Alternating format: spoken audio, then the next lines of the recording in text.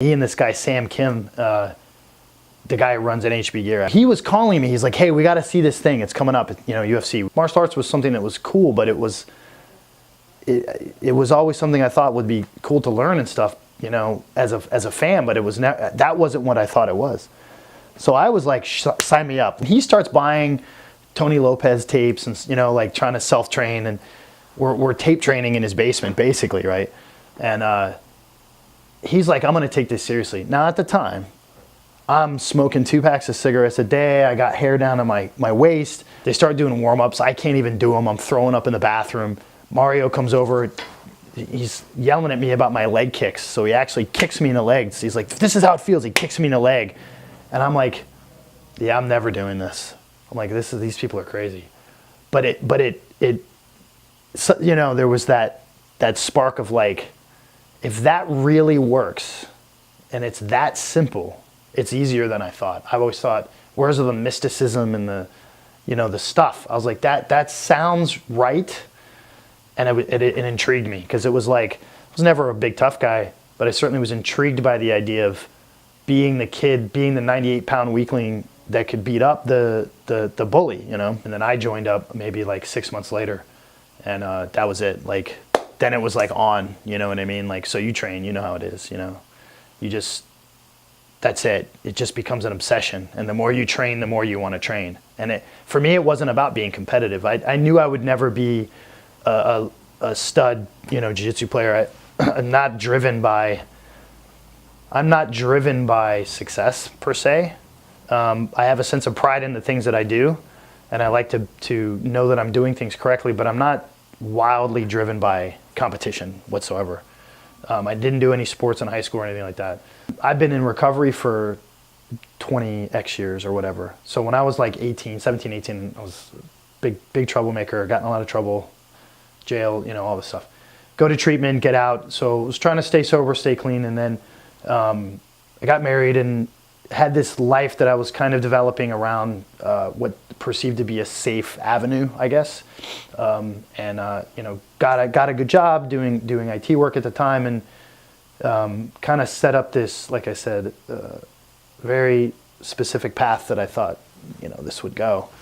And then this came about, and it was like, huh, that's my addictive personality likes that. And it also pisses me off, because it's easy to get resentful towards the art when you're losing, right? So I would come in and have jiu-jitsu would affect me in ways that were very interesting. It would ruin a week for me, or it could make me giddy. I was nervous and scared a little bit of life, and because of the things that had happened to me, so I was almost sheltering myself a little bit and trying to stay away from stuff that would bring me out into the outside world.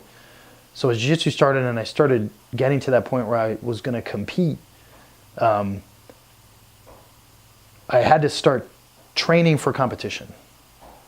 And I had to put in hard work, physical hard work, and find out what my capabilities were from a physical perspective. I'd never had to do that before, and was something I never really wanted to do before. And here I am training with these guys like Dave Jacobs and stuff, who were athletes. I mean, these guys were athletes, and I couldn't keep up, but they wanted me to. They came to me and were like, we're going to help you get past some of this stuff, because you're holding yourself back. And a couple of years in, you know, the marriage fell apart. She left. I lost my job. I just bought a house. You know, all these circumstantial things happened in my life that brought it to a point where it was pretty ugly. Things were ugly. I was sitting in a house by myself I couldn't afford, with no job, and my wife left, and I was pretty devastated. And honestly, the only place I could come was here, right? So like, I didn't know what else to do, so I just spent a lot of time on the mats, and it got me through it. Like it really genuinely got me through it, because I would go to bed at night thinking, I'm gonna get a break from my head, at least get a break from the way I feel. And I'd go to bed and I'd sleep and I'd dream about it, and I'd wake up and I'd be like, that sucks. I can't even get away from this. So I'd go to class, and it's kind of hard to think about anything else when some guy's trying to break your arm, right? So you get this hour and a half reprieve that was necessary in order for me to be able to get up the next day and not want to just kill everybody around me. And it had a huge impact, and the support that I got from, you know, my coaches and my teammates and stuff through all that was bonding. You know, it was this strong bond with everybody. So the effect it's had on my life has been dramatic. I mean, it's hard to explain, but I can go to work and I can sit in meetings with generals or whatever in the Army where everybody's shitting bricks because of stripes, and I'm sitting there and I'm going, shit, this dude be bowing to me in about an hour and a half. Honestly, man, I don't care who he is, right? It doesn't matter to me, but I understand at the same time, he's the black belt in the room, so I'll respect you while I'm here. But you need to respect me because you don't know who I am out of here, right? Because I'm not really afraid of confrontation anymore. Not because I go looking for it, not because I want the fight, but I've learned that the fight is not what's scary anymore. The actual fight is not scary anymore. People that are so afraid of confrontation are scared of the act of the fight, and they're not sure they can control themselves. I think that's what it is, and I get that because I used to be afraid of the same thing. I don't know if I'll be able to control myself. Well, I know how to control myself, man. People are trying to break my face all day, and I got to control myself doing it. And I think that had a huge impact on me. I liked to golf and I liked to fish.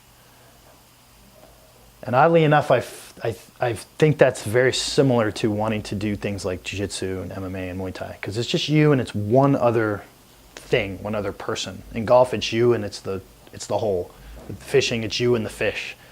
So really, there's no room for mistake. You can't blame anybody else for what's happening. It's just you, and you have to do it right. And it has to be done. And at the end, when you get to the thing, whatever it is, the success, and you pick the ball up out of the hole, it's kind of like, I beat that. I got you. That one's mine. I win that one. You might win the next time, but this time I won. You know, and Aaron always says right before the fights, or every time he's with us in the corners and right before we go out, he always says to the guy right before, this is the most alive you're ever going to feel right now in this moment walking into that cage. You're never going to feel more alive than this. Remember this feeling walking in there. He doesn't talk about the win or the loss. He talks about the experience of being there and being in the cage. And and those guys always have that look in their eyes like, yeah, this is a big deal, but I'm focused and I know what I need to do.